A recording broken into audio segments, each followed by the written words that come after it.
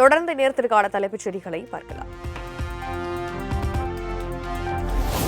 முதியோர் மாற்றுத்திறனாளிகள் கடமடை இழந்தவர்களுக்கு மார்ச் மாத ஓய்வூதியத்துடன் சிறப்பு நிதியாக 2000 ரூபாய் வரவு வைப்பு.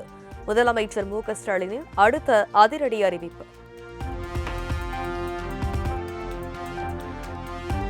சமூக பாதுகாப்பு திட்டங்களின் கீழ் பயன்பெற்று வரும் முதியோர் கைம்பெண்கள் என மொத்தம் 29,29,000 பயனாளிகளுக்கு தலா 3,200 ரூபாய் சிறப்பு நிதி. 5,92,000 மாற்றுத்திறனாளிகளுக்கு தலா 3,500 ரூபாய் சிறப்பு நிதி அறிவித்தார் முதலமைச்சர் மு.க.ஸ்டாலின்.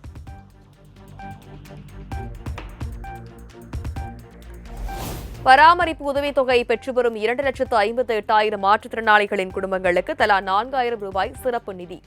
முதலமைச்சர் மு.க.ஸ்டாலின் அதிரடி அறிவிப்பு.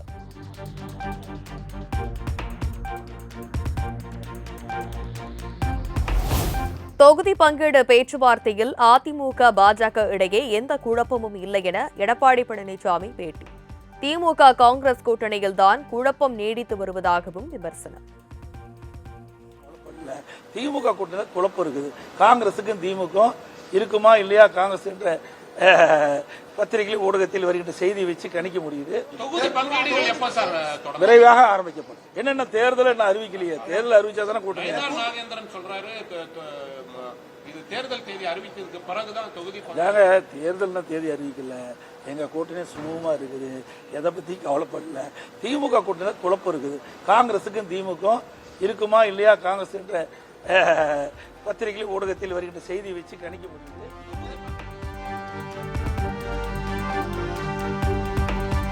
தொகுதி பங்கீடு பேச்சுவார்த்தை விரைவில் தொடங்கப்படும்.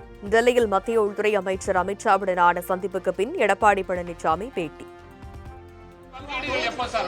விரைவாக ஆரம்பிக்கப்படும். என்னென்ன தேர்தல் என்ன அறிவிக்கலையே, தேர்தல் அறிவிச்சா தானே கூட்டணி.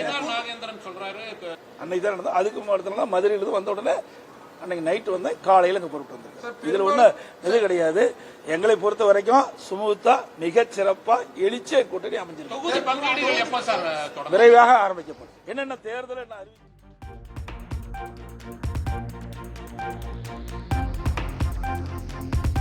நெல்லை மாவட்டம் பெரும்பத்து கிராமத்தில் பெட்ரோல் குண்டு வீசி நின்று கொண்டிருந்தவர்கள் மீது சரமாரியாக தாக்குதல். 2 பேர் உயிரிழந்த நிலையில் 5 பேர் படுகாயமடைந்து மருத்துவமனையில் அனுமதி.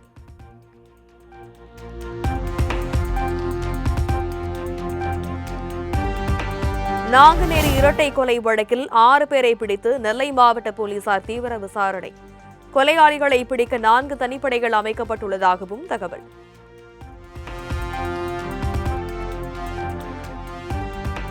நெல்லையில் நடந்த இரட்டை கொலை சம்பவத்தில் மேலும் அசம்பாவிதங்கள் நடைபெறாமல் இருக்க நாங்குநேரி ஏர்வாடி சாலை துண்டிப்பு.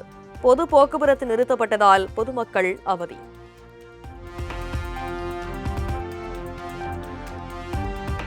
சட்டம் ஒழுங்கை பொருட்டாக கருதாமல் ஆட்சி நடத்தும் திமுக அரசின் அலட்சிய போக்கின் விளைவுதான் நாங்குநேரி இரட்டை கொலை சம்பவம் என அதிமுக கடும் கண்டனம். சமூக மோதல்களை கட்டுப்படுத்தாமல் வேடிக்கை பார்ப்பது வெட்கக்கேடானது என எக்ஸ் தளத்தில் பதிவு.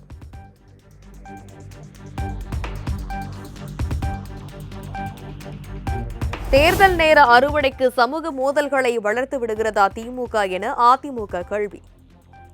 தென் மண்டலங்களை பதற்ற நிலையிலேயே வைத்திருக்க வேண்டும் என்பதுதான் திமுக அரசின் எண்ணமா எனவும் காட்டமாக வினா.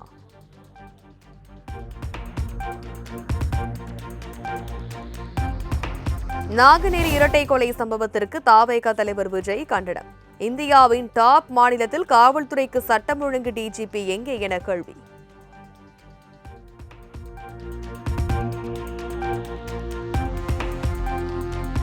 தஞ்சை ஐயாசாமி பட்டியில் பூமி பூஜையுடன் துவங்கிய தவேக நிர்வாகிகள் சந்திப்பு கூட்டத்திற்கான ஏற்பாடுகள். திடீரென நேரில் சென்று பணிகளை ஆய்வு செய்த தவேக பொதுச் செயலாளர் என் ஆனந்த்.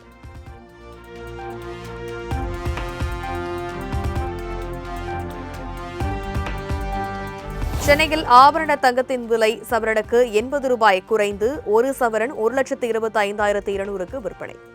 தங்கத்தின் விலை கிராமுக்கு 10 ரூபாய் குறைந்து 15,650க்கு விற்பனை.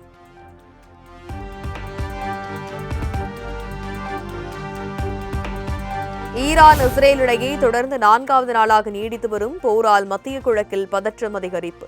இஸ்ரேல் மற்றும் மேற்கு கரையை நோக்கி சரமாரியாக ராக்கெட்டுகளை வீசிய ஈரான்.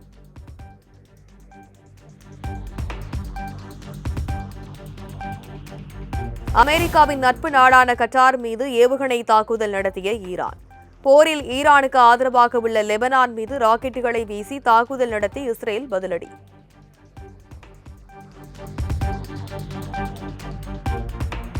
சவுதி தலைநகர் ரியாத்தில் உள்ள அமெரிக்க தூதரகம் மீது ட்ரோன்களை வீசி ஈரான் தாக்குதல். அமெரிக்க தூதரகம் மீது அடுத்தடுத்து ட்ரோன்களை வீசி தாக்குதல் நடத்திய காட்சிகள் வெளியாகி அதிர்ச்சி.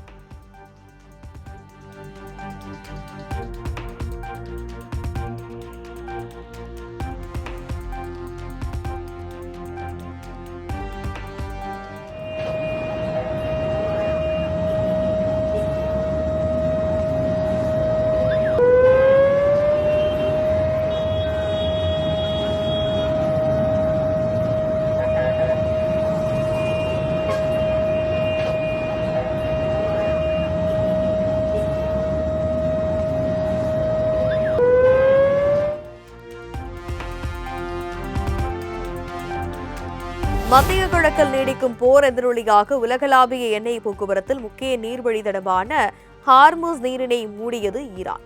ஹார்முஸ் நீரிணை கடக்கும் கப்பல்கள் மீது தாக்குதல் நடத்தப்படும் என ஈரான் கடும் எச்சரிக்கை.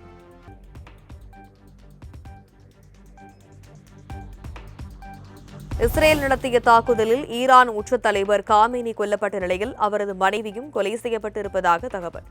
காமேனியின் மனைவி மன்சரே கோஜஸ்தே பஹர்சாதே அண்மையில் நடத்த ட்ரோன் தாக்குதலில் கொல்லப்பட்டதாக ஈரான் ஊடகங்கள் அறிவிப்பு.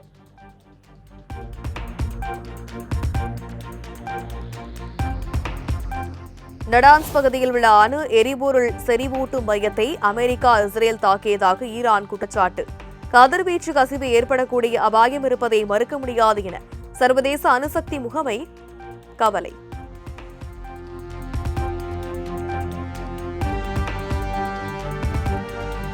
சவுதி அரேபியாவில் உள்ள மிகப்பெரிய எண்ணெய் நிறுவனம் மீது ஷாகேத் 136 ட்ரோன்களை பயன்படுத்தி ஈரான் தாக்குதல். சுத்திகரிப்பு நிலையத்தில் நடத்தப்பட்ட தாக்குதலை தொடர்ந்து ஒரு ஆலையில் பணிகளை நிறுத்தி வைத்தது ஆரம்கோ.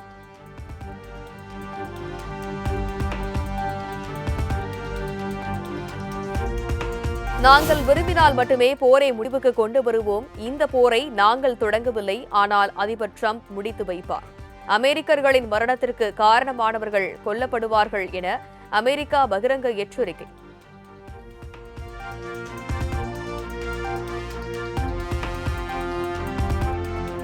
ஈரான் நாட்டின் உயர் தலைவர் காமினி கொல்லப்பட்டதை அந்நாட்டு மக்கள் வரவேற்பதாக அமெரிக்க அதிபர் டிரம்ப் தகவல். ஈரான் நாட்டின் ராணுவ தலைமை இப்போது இல்லை, அந்நாட்டின் தலைமை பொறுப்பில் இப்போது இருப்பவர்கள் சரணடைய விரும்புவதாகவும் பேட்டி.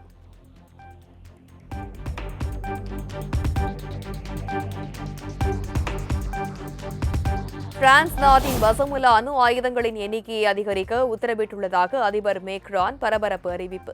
இனிவரும் காலங்களில் பிரான்சின் அணு ஆயுத இருப்பின் மொத்த அளவை பொதுவெளியில் அறிவிக்கப் போவது இல்லை என்றும் தகவல்.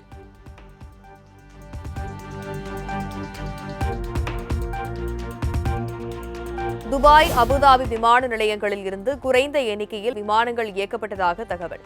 ஈரான் தாக்குதலின் எதிரொலியாக விமான சேவைகள் தற்காலிகமாக நிறுத்தப்பட்டு இருந்த நிலையில் மீண்டும் துவக்கம்.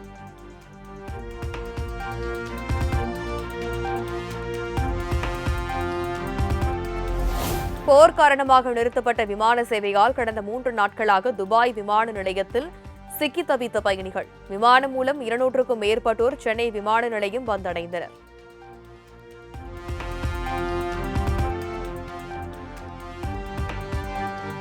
போர் நீடிப்பு எதிரொலியால் 37 பயணிகளுடன் துபாய்க்கு புறப்பட்டு சென்ற விமானம் 4 மணி நேரத்தில் மீண்டும் சென்னை திரும்பியது. வெளிநாடு புறப்பட்டு சென்ற பயணிகள் கடும் அவதி.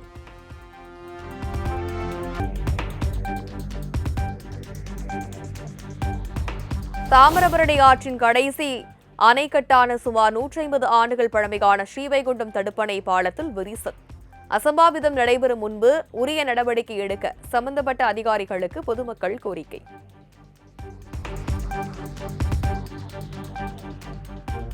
கோவில்பட்டியில் தீக்குச்சி குடோனில் ஏற்பட்ட பயங்கர தீ விபத்தில் பலி எண்ணிக்கை 3ஆக உயர்வு. தூத்துக்குடி அரசு மருத்துவமனையில் சிகிச்சை பெற்று வந்த இருவர் உயிரிழந்த சோகம்.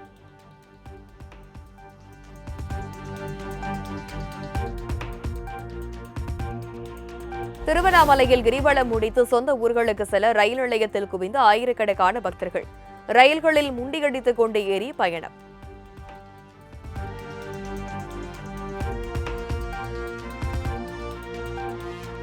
பொசூரில் பிரசித்தி பெற்ற சந்திர சூடேஸ்வரர் கோயில் தேரோட்டம் கோலாகலம். ஆயிரக்கணக்கான பக்தர்கள் பக்தி பரவசத்துடன் தேரை வடம் பிடித்து வழிபாடு.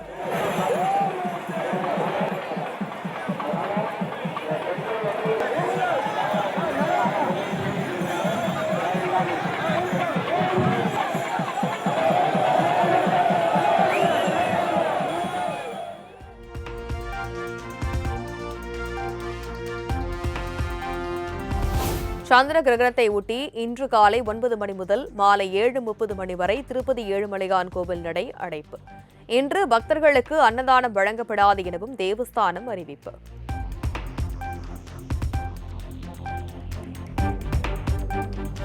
இந்தியாவிடம் தோற்றதால் வீரர்கள் ஒவ்வொருவருக்கும் தலா 50 லட்சம் ரூபாய் அபராதம் விதித்தது பாகிஸ்தான் கிரிக்கெட் வாரியம். 20 ஓவர் உலகக்கோப்பை தொடரில் சூப்பர் 8 சுற்றோடு வெளியேறிய நிலையில் நடவடிக்கை.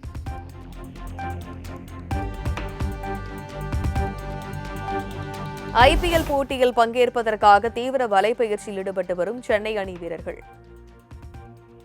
வைடு கேட்டு சென்னை அணி வீரர் தோனி அடம் பிடித்த காட்சி வைரல்.